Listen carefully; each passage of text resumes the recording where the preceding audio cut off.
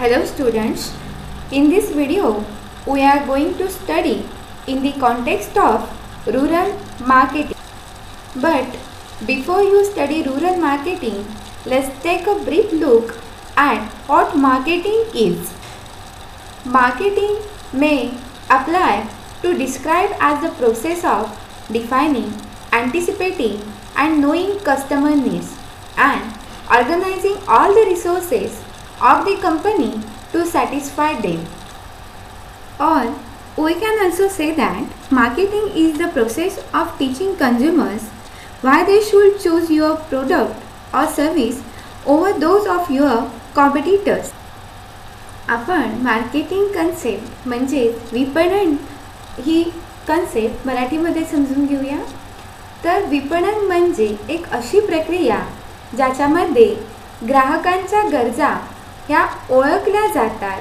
ग्राहकांच्या गरजा पूर्ण होण्यासाठी एखादी ऑर्गनायझेशन कंपनी आपल्या प्रोडक्ट आणि सर्व्हिसेस संदर्भात सर्व रिसोर्सेस सर्व संसाधनांचा वापर करून ग्राहकांच्या गरजा पूर्ण करत असते. खरं सांगायचं तर ग्राहकांच्या गरजा पूर्ण करणे, ग्राहकांना हव्या असणाऱ्या वस्तूंचे उत्पादन करणे आणि त्यांना त्यांचा पुरवठा करणे याच्यावरच कंपनीचं एक्झिस्टन्स म्हणजे कंपनीचं अस्तित्व अवलंबून असतं. The existence of firm is depend on satisfaction of customers' need and want provided by the company, by the organization. India is a country of villages. The rural market of India started showing its potential in the 1960s after the Green Revolution in India was initiated. By the recent survey in India, it has 6,38,365 villages, 4,500 regulated markets, 22,000 primary rural market, about 1.5 million rural sales outlet and about 60,000 fair price shop. India हा खेड्यांचा देश आहे. भारत हा खेड्यांचा देश आहे. भारतामध्ये खऱ्या अर्थाने ग्रामीण बाजाराच्या विकासाची सुरुवात ही 1960 नंतर म्हणजे हरित क्रांतीनंतर झालेली आहे. आपल्याकडे महत्त्वाचे 3 फेज येतात. तुम्हाला मी पुढे क्लिअर करणार आहे ते. त्यामधला हा सेकंड फेज आहे आफ्टर ग्रीन रिव्हॉल्युशन नंतरचा, हरित क्रांती नंतरचा. त्याच्यानंतर इंडियाचं भारताचं जे ग्रामीण भाग आहे, ग्रामीण भागातली जी बाजारपेठ आहे ह्याच्यामध्ये खऱ्या अर्थाने विकासाला सुरुवात झाली. ग्रामीण भागाची रचना कशी आहे तर भारतामध्ये एकूण 6,38,365 गावं आहेत. 4,500 मार्केट्स बाजार आहेत छोटे छोटे. त्याच्यानंतर 1.5 मिलियन्स इतके सेल्स आउटलेट म्हणजे असे छोटे दुकानदार व्यावसायिक हे ग्रामीण भागामध्ये दिसतात. There are some assumptions about rural marketing.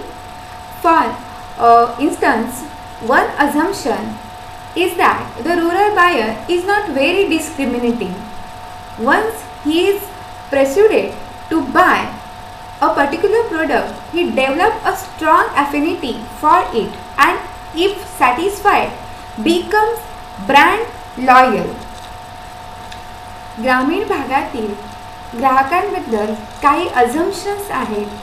तर ते असे की एक अझम्पशन त्यातील असं आहे की ग्रामीण भागातील ग्राहक हा प्रोडक्टबद्दल, एखाद्या वस्तूबद्दल, एखाद्या सर्व्हिसबद्दल, सेवांबद्दल जास्त भेदभाव करणारा किंवा त्याच्या जास्त खोलात शिरणारा नसतो.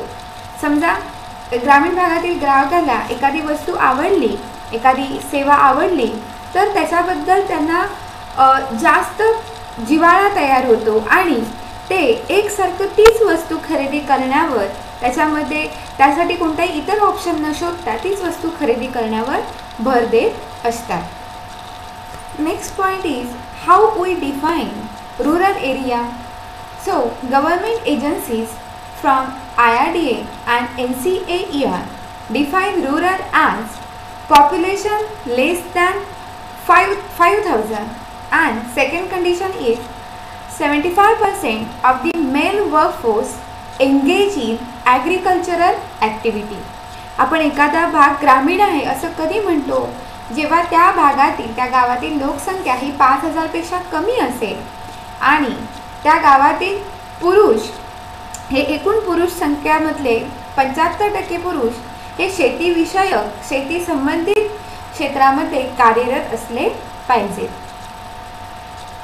So here I define a simple definition for the rural marketing. In simple word, rural marketing is a planning and implementation of marketing function for the rural areas. ग्रामीण भागासाठी विपणनासाठी जे कोणतेही प्लॅनिंग केलं जातं आणि त्याचं इम्प्लिमेंटेशन केलं जातं, नियोजन आणि त्याची कार्यवाही केली जाते, त्याला आपण रुरल मार्केटिंग असं म्हणू शकतो. It is a two way marketing process. flow of goods from urban to rural areas and flow of goods from rural to urban areas. Okay, rural marketing ग्रामीण विपणन हे दोन प्रकारे असतं. एक म्हणजे फिनिश गुड्सचं म्हणजे मॅन्युफॅक्चरिंग गुड्सचं फायनल प्रोडक्ट्सचा फ्लो. फायनल प्रोडक्ट शहरी भागातून ग्रामीण भागामध्ये विकायला येत असतात, त्याचं केलं जाणारं मार्केटिंग, त्याचं केलं जाणारं विपणन. आणि सेकंड वन इज ग्रामीण भागामधून शहरी भागामध्ये जनरली हे ॲग्रिकल्चर प्रोडक्ट असतात, रॉ मटेरियल असतं. तर अशा प्रकारचे प्रोडक्ट हे ग्रामीण भागामधून शहरी भागांमध्ये विक्रीसाठी नेण्यात येतात, त्याचं केलं जाणारं विपणन, त्याचं केलं जाणारं marketing. Next point is classification of rural market. Rural market mainly classified in 3 division. First one is consumer market, second one is industrial market, and third one is service market.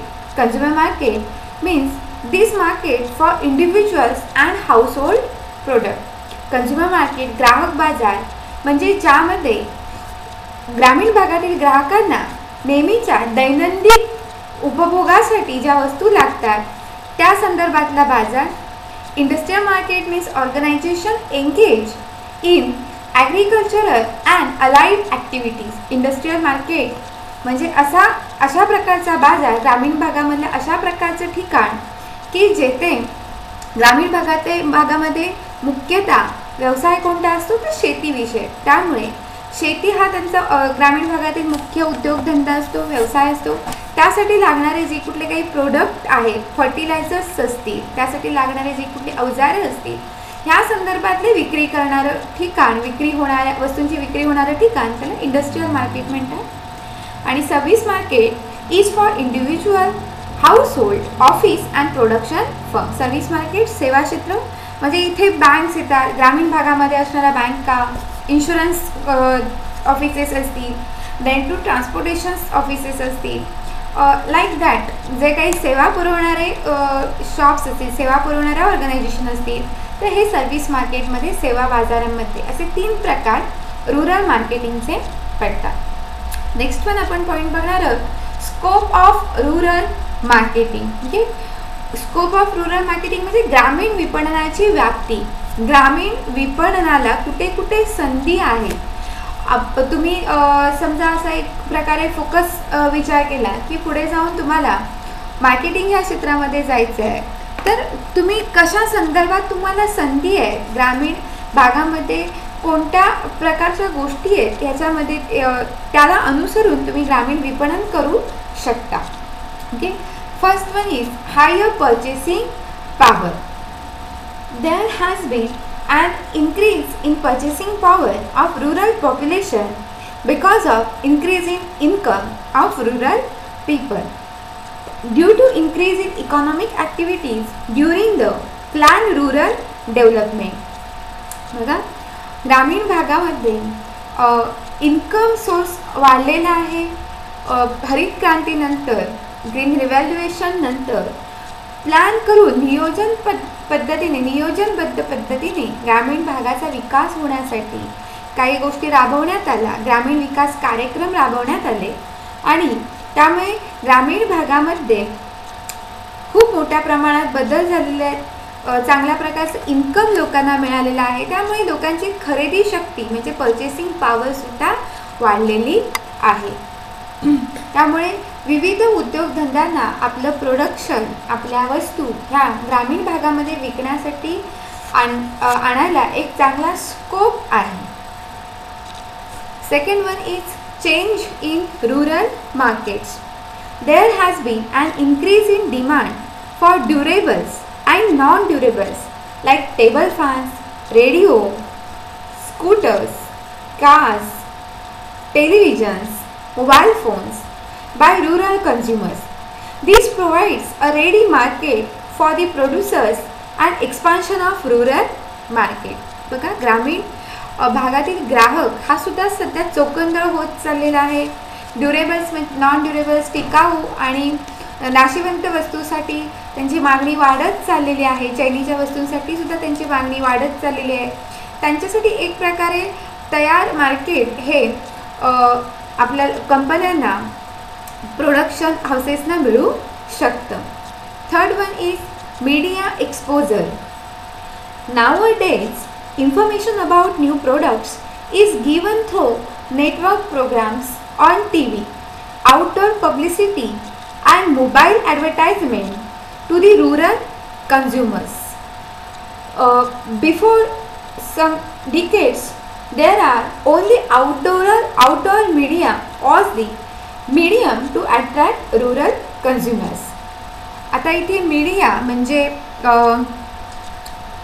माध्यमांचा विकास झालेला आहे. आपण बघतो आता सर्व ठिकाणी टी व्ही घराघरात आलेला आहे, मोबाईल्स फोन आलेले आहेत, इंटरनेट सगळीकडे वापरलं जातं, न्यूजपेपर सगळीकडे पोचत असतात. तर पहिल्या काही काळांमध्ये, पहिल्या काही दशकामध्ये ग्रामीण भागामध्ये जर एखादी गोष्टीचं मार्केटिंग करायचं आहे तर एक प्राचीन पद्धत होती की जुनी पद्धत, प्राचीन नाही म्हणते ना, जुनी पद्धत होती की प्रदर्शनाद्वारे एखादी वस्तूचं प्रदर्शन करून त्याचं मार्केटिंग केलं जायचं. पण काळानुरूपी पद्धत बदलली आहे. मीडियाच्या वाढत्या प्रभावामुळे, माध्यमांच्या वाढत्या प्रभावामुळे आता अशी इन्फॉर्मेशन सहजी आपण ह्या मीडियावरून लोकांपर्यंत पोहोचवू शकतो. Next one is fourth one point is decision making. Woman in rural areas are beginning to take fast decisions for purchase. Studies reveal that 72.3% decisions are taken jointly in a family. With education and mass media, the role of children is also changing. Decision making म्हणजे सारासार निर्णय घेण्याची क्षमता ग्रामीण भागामध्ये वाढलेली आहे. एज्युकेशनच्या वाढत्या प्रभावामुळे, शिक्षणाच्या वाढत्या प्रभावामुळे आणि मास मीडिया म्हणजे प्रसार माध्यमांमुळे आता लोकांना कळायला लागलेलं आहे की कोणत्या गोष्टी चांगल्या आहेत, कोणत्या गोष्टी आपलं स्टँडर्ड ऑफ लिव्हिंग, आपलं राहणीमान उंचावण्यासाठी केल्या पाहिजेत आणि त्या गोष्टी खरेदी करण्यावर, आपल्या गृहोपयोगी वस्तू किंवा आपल्याला लाभदायक होणाऱ्या वस्तू खरेदी करण्यावर ह्या बाबतीचे डिसिजन हे घरामध्ये फॅमिली एकत्र मिळून किंवा जास्त करून स्त्रियांच्या निर्णयाद्वारे होत असतात.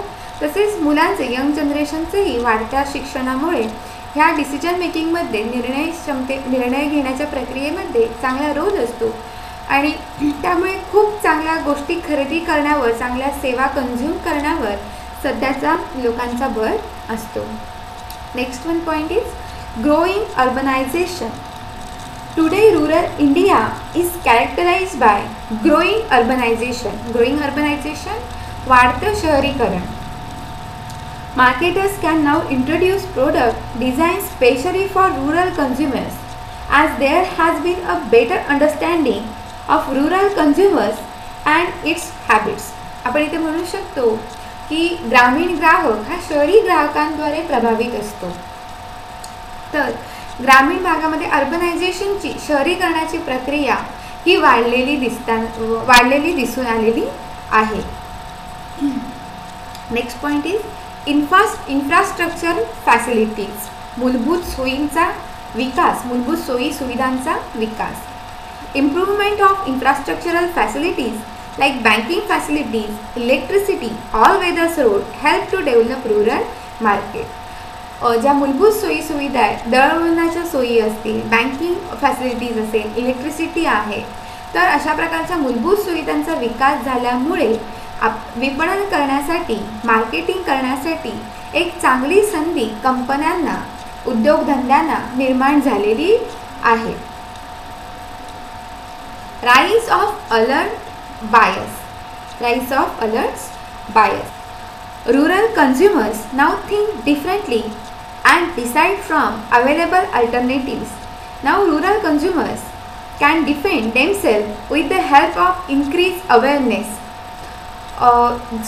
ग्रामीण ग्राहकांचा हा अलर्टनेस, सजगता वाढलेली आहे. त्यांना काही गोष्टींसंदर्भात अवेअरनेस, जागरूकता निर्माण झालेली आहे. वाढत्या एज्युकेशनमुळे असेल, तसंच लँग्वेज बॅरियर्स कमी झालेले आहेत. जे कोणते भाषासंबंधीचे अडथळे आहेत ते कमी झालेले आहेत. दोन वेगवेगळ्या प्रदेशांमधली लोक एकत्र येऊन व्यवसाय करू शकतात, व्यापार करू शकतात. तर अशा प्रकारे लोकांच्या मानसिकतेमध्ये बदल झाल्यामुळे, लोकांमध्ये जागरूकता निर्माण झाल्यामुळे आपण आपलं प्रोडक्ट योग्य प्रकारे मार्केटिंग करून रूरल मार्केटमध्ये, ग्रामीण भागामध्ये त्याची विक्री करू शकतो. And last one is opinion leaders. Opinion leaders help in interpretation of information to others to help them for arriving at a correct decision. Educated people have taken up the role of being opinion leaders. Friends and relatives who have some experience in buying the product act as user endorsers and provide the necessary information. Opinion leader म्हणजे आपण म्हणतो की आपल्याला जर एखादी गोष्ट करायची असेल, जनरली आपण एखादी गोष्ट खरेदी करताना सेकंड ओपिनियन, आपली स्वतःची इच्छा असते, आपल्याकडे ती खरेदी करण्याची तयारी असते, पण आपण सेकंड ओपिनियन घेत असतो, दुसऱ्या व्यक्तीचा सल्ला घेत असतो. तर अशा प्रकारे ओपिनियन लीडर्स हे ग्रामीण भागांमध्ये तयार होत आहेत. चांगल्या शिक्षणामुळे, फ्रेंड्स, रिलेटिव्ह यांच्या सजगतेमुळे असे ओपिनियन्स लीडर चांगल्या गोष्टी संदर्भात सल्ले देत असतात. सो ग्रामीण भागांमध्ये या गोष्टीचाही कुठेतरी खरेदी शक्तीवर परिणाम होत असतो. The change in rural marketing is divided into 3 parts. Here, evaluation of rural marketing, phase 1, phase 2 and phase 3. Phase 1 is before mid-1960. Rural marketing was referred to as the marketing of products in rural and urban areas and agriculture input in rural market. Market was totally unorganized. Phase 1 मध्ये म्हणजे 1960च्या अगोदरच्या काळामध्ये rural marketing, ग्रामीण विपणन म्हणजे तर ग्रामीण भागामध्ये वस्तूंचं किंवा शहरी भागांमध्ये वस्तूंचं, शेतकी वस्तूंचं जे काही खरेदी विक्री व्हायची त्याला ग्रामीण विपणन असं म्हटलं जायचं. हे मार्केट टोटली अनऑर्गनाइज, असंघटित अशा प्रकारचं होतं. Phase 2 mid-1960 to 1990s. During this period, the Green Revolution in India was initiated. As the result, demand of agricultural product went up. तर 1960 ते 1990 या दरम्यान, 1960 नंतर ग्रीन रिव्हॉल्युशन, हरित क्रांती हा मोठा बदल भारतामध्ये झाला. त्यामुळे ग्रामीण भागामध्ये मोठ्या प्रमाणात ॲग्रिकल्चर प्रोडक्टची वाढ झाली, ॲग्रिकल्चर उत्पादनांची, शेतकी उत्पादनांची वाढ झाली आणि हा मोठा बदल होता ग्रामीण भागांमध्ये आणि त्याच्यानुसार ग्रामीण विपणनमध्ये बदल झाले. Phase 3 after mid-1990s, India's new economic policy was announced on July 1991. The economic reforms of 1991-1992 further accelerated the process by introducing competitions in the rural market. 1991 नंतर LPG पॉलिसी म्हणजे आपली न्यू इकॉनॉमिक पॉलिसी फॉर्म झाल्यानंतर आपली rural मार्केटची संकल्पना ही पूर्णतः बदलून गेली किंवा नव्याने आली. जागतिकीकरण उदारीकरण झाल्यामुळे नवीन भागांमध्ये विपणनासाठी स्कोप तयार झाला. ग्रामीण भागामध्ये विपणनासाठी उद्योगधंद्यांसाठी स्कोप तयार झाला. Next point is 4 P's of marketing. You have probably heard about them from a friend, textbook, or even your previous standard. I know it sounds like a boring topic, that's common sense, but there is more it than meets the eye. And no, it's not just for large companies. The smaller you are, the more important for you it is to leverage the 4 P's. So, before we dive into it, let's first break down what they are. The 4 P's of marketing is a famous concept that summarizes the basic 4 pillars of any marketing strategy: product, price, place, and promotion. The idea behind the theory is that if you implement them, you will generate more sales. But sadly, nothing is that easy. The 4 P's of rural marketing are product strategy. The following are the product strategies for the rural market and rural consumers.